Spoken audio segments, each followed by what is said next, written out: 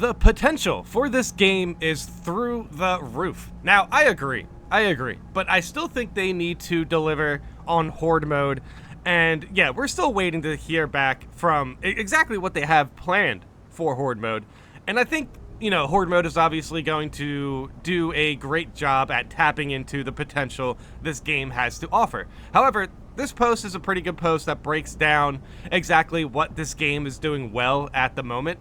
And I just want to relay the question to you guys if you personally think the devs are capable in tapping into the potential of this game. Or, I know we're going to get a handful of people, basically pointing out that they're kind of sick of cosmetics or whatever. But personally, I think the devs are doing a great job at handling post-launch content. And I do think Horde mode is the opportunity to basically untap, or not even untap, basically just put the game in a spot that has a extended end game that people are going to enjoy. Horde mode is obviously going to be an opportunity to really show off exactly the height of the potential of the game, basically. I'm super excited for it. I know we're all being patient for Horde mode, but we do get Horde mode in a couple months, maybe more than a couple months, if you're going to be literal about it. I do think it's like 3 or 4 months, something like that. Regardless, I agree. I do think the potential for the game is through the roof, and I am super excited at what is coming down the line for this game. I do think the devs did a great job with post-launch content so far.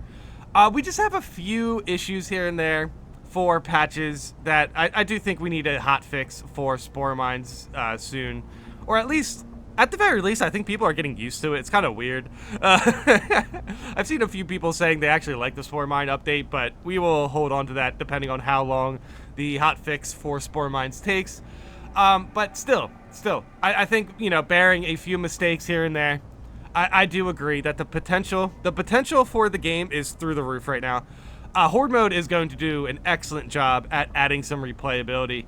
And yeah, just let me know in the comments how you feel about this game and the potential that Horde mode will, basically contribute to the end game. The potential that we have for Horde mode for this game is definitely something that I am super excited to see, come in full fruition, basically, because we've been talking about Horde mode for quite a bit. We're all very excited about it. If Horde mode comes out and it's bad, the potential for this game obviously isn't going to be very high. But I am not very concerned about Horde mode coming out bad. I'm not. The operations we got were really good, so I expect the Horde mode will be just as good, if not better, than what has been delivered for the game already. If you look at what has been accomplished here and where it can go, it's actually pretty stunning considering the other games in this genre. First off, we have a really fun third-person co-op game, as most of the style is first-person only. Alright, fair point. The combat system has depth and mixes ranged and melee pretty much better than any other game trying to do the same. When you consider combos, dodges, parries, target locking, and weapon variety, the game is foundationally solid. I have to agree. I can't find another combat system, modern day combat system for games that's as good as this one. I mean, like, I've been enjoying other games for sure, but I can seriously just run operations and just level up characters or levels and just enjoy my time, no matter what difficulty it is. I just have a lot of fun, basically just navigating through the universe and, basically doing my best to keep an eye out for certain details, or even just the mere fact that the combat is super satisfying to play. And there's not really another game that, you can jump into like a horde of like 20 to 30 enemies and actually feel like you're basically able to take them all out, or even those moments where you feel like, where you feel like you can't finish the fight, where you feel like the fight is too hard and you can still make it out of it.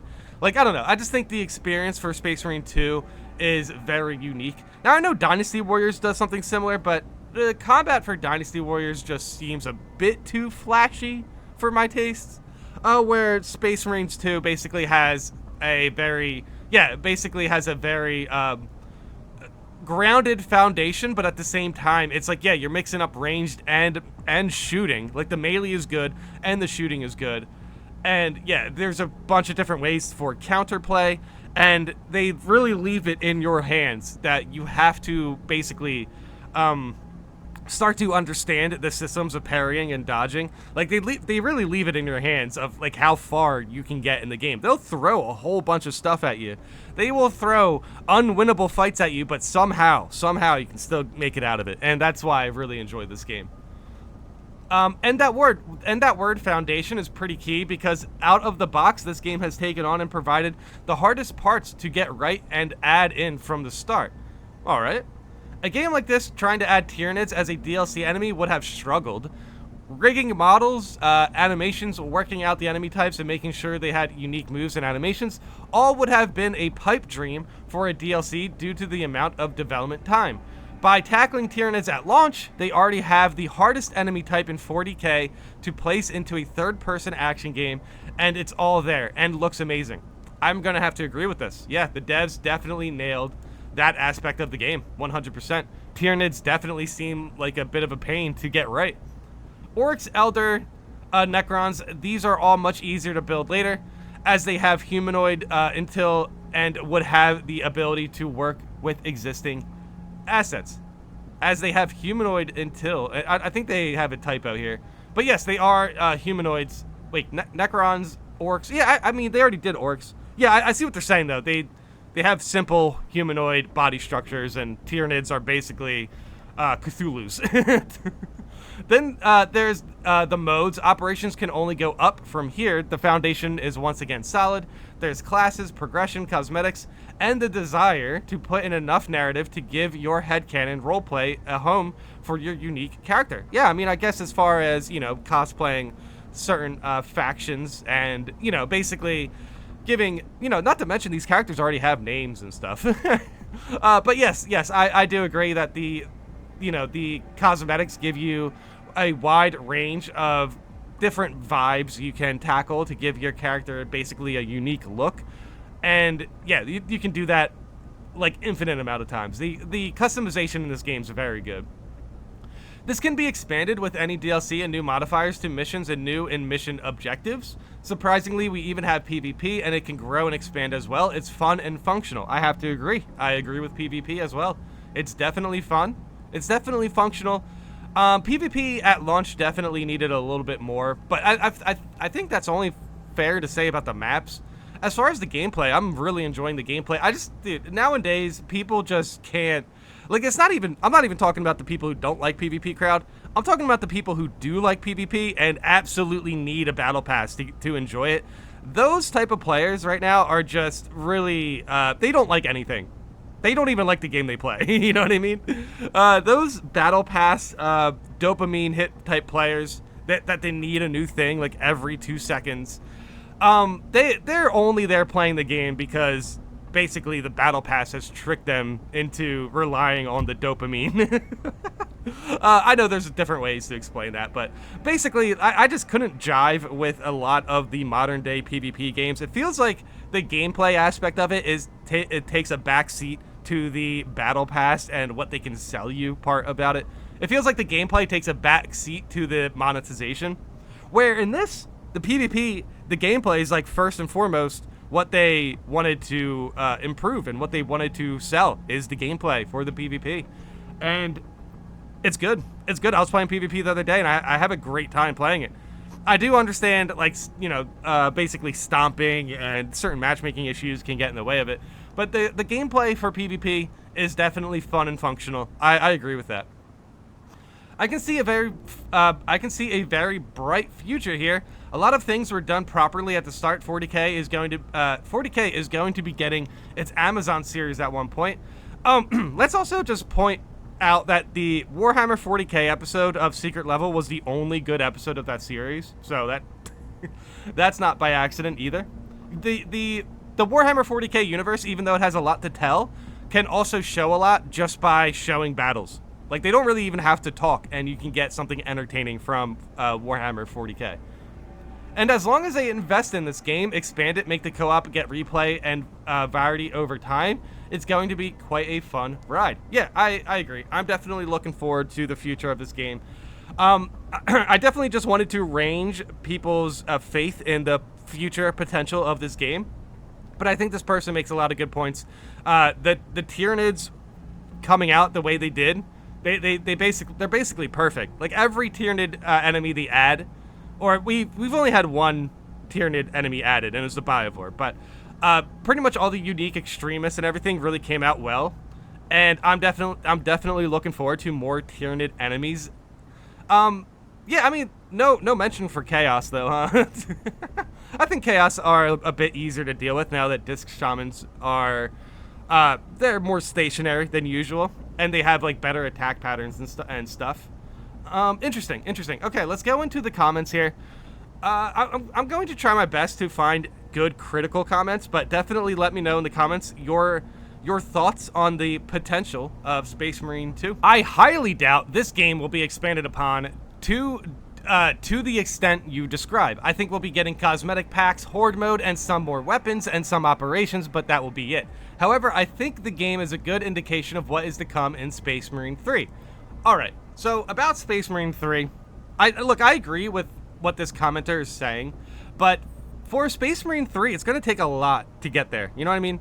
Like, nowadays, it's really hard to make a new game. I do think they could benefit even more, or at least they could get benefits. They can get benefits a bit sooner than if they would to make a new game, just by adding in DLC into this game. I think just expanding this game as much as they can at the moment is the play for basically the future of Space Marine, because nowadays it's really hard to get like a new game completed. It's really hard for it to market a new game, making sure the new game's just as successful as the old game. It's just nowadays it's just a lot tougher to make a new game, just generally. But that said, Space Marine 3 obviously would be, would be riding the hype from Space Marine 2 over to Space Marine 3. But I still think obviously Horde mode needs to come out. And yeah, if Horde mode comes out and they can just continue expanding that, like if people just really enjoy Horde mode, they should just, focus on adding in content to Horde mode. I would not care if they added in a DLC in this game after all the Season Pass content came out. If they added in DLC to this game, I would be very happy about that. I think that's something everyone who enjoys the game would like to see. I mean, there's already been people who have been, requesting DLC for the campaign. So I do think it could possibly be a bit easier and just as beneficial to just continue expanding Space Marine 2. So yeah, I think they're correct about what they have planned, but I do think with the success of the game, they can definitely go back to the drawing board and say, hey, you know what? Let's just do a campaign DLC, and it doesn't even have to come out quick. They could do a Space Marine 2 DLC next year, and I think it would sell just as well as the main game. And it would be a little bit easier, and it's a little bit quicker as far as time goes. We would see content sooner rather than later, as compared to a complete other full game. And I think they could just get as much benefits from it just by expanding Space Marine 2. So yeah, I do think this is to say that Space Marine 2 obviously has a lot of potential. But yeah, we still have to see what they have in store for Horde mode. I've had this theory that Saber wasn't really sure what the potential of the game like this could be, so they have purposely kept it in kind of a short and sweet to test the waters. Fortunately, the foundation they built is really solid, and the game has been a huge success. Yeah, this is another good reason why they should definitely focus on adding just more content into this game. And I'm saying this without pointing out that this content doesn't even have to be free. Like if the content is good enough and they added in a free Horde mode, I wouldn't be opposed to paying for like a campaign DLC or some sort of expansion. Any sort of expansion will definitely help the lifespan of the game. And yeah, the foundation is just so good.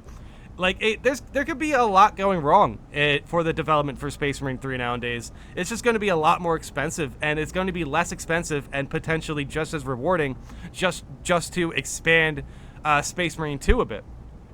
I reckon we might see a lot of things you describe in a sequel. That's what I'm hoping for anyway.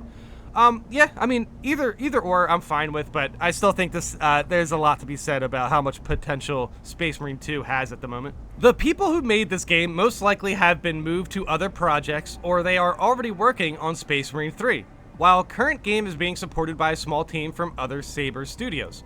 Yeah. Nah, this is a good point. This also kind of makes it hard for the game to have basically a long-term support plan for sure.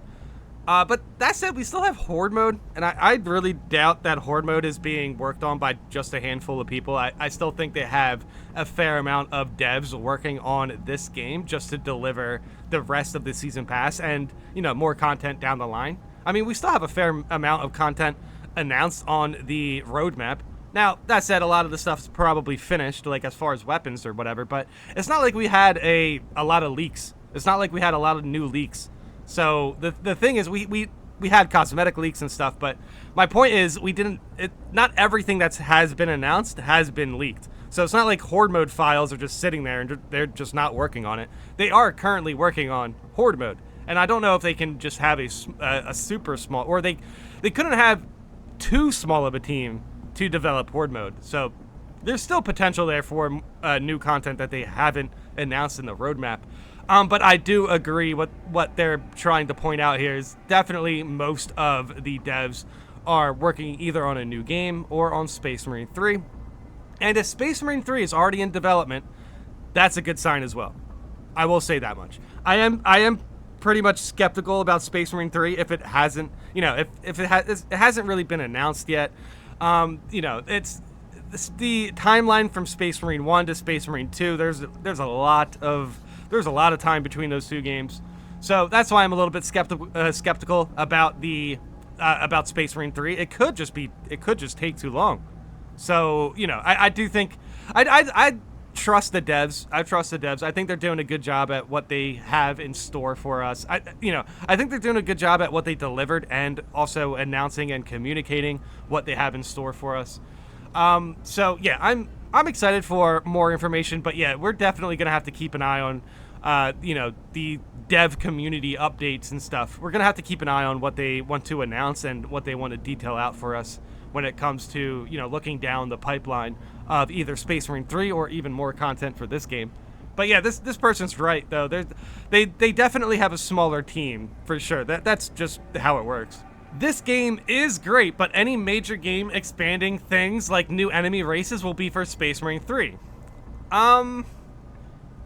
Yeah, I tend to lean towards this. Like, I agree, as far as Necrons, but it's still odd that we got a Necron map and we're not, kind of expecting any sort of Necron situations. I don't know. We could get one Necron operation, and I feel like that would be enough to satisfy a lot of people's taste for the game, for sure. It's just interesting, because if they do add anything Necron related, it just kind of opens the door of, hey, they could just do it again. But yeah, I don't want to get my hopes up too much, but I definitely think it's a little odd we got a Necron map, and then we're not expecting them to add in anything Necron related down the line. But that said, if they did add Necrons, I think a lot of people would be very surprised.